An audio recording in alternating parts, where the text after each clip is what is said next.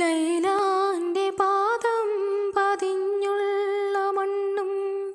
മജ്നൂനേറെ കൊതിച്ച പോലെ ലൈലും